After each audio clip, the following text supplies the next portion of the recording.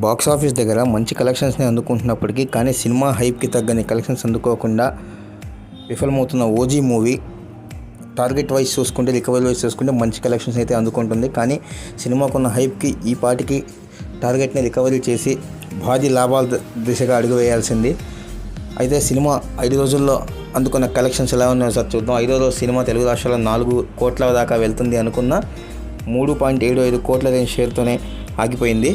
So ఒకసారి మళ్ళీ total ఏరియాల వారి కలెక్షన్స్ ఒక్కసారి చూద్దాం.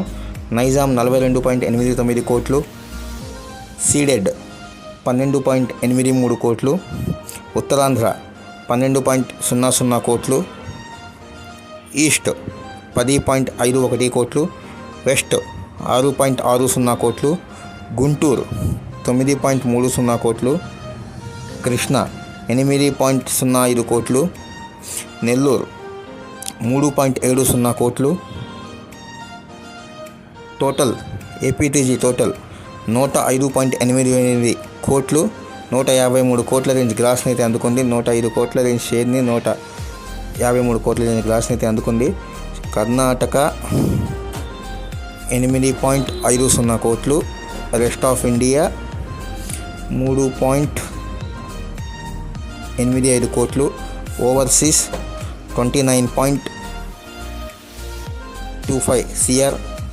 టోటల్ వరల్డ్ వైడ్ కలెక్షన్స్ 147.48 కోట్లు. అదేవిధంగా గ్రాస్ పరంగా చూసుకుంటే 139.05 కోట్ల రేంజ్ గ్రాస్ని అయితే సినిమా అందుకుంది.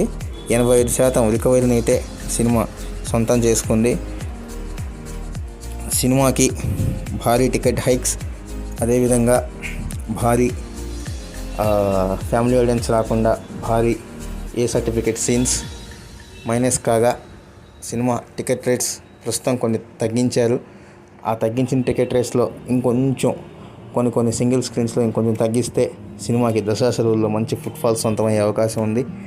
అయితే చూద్దాం సినిమా ఎంతవరకు రికవరీని సొంతం చేసుకుంటుందో.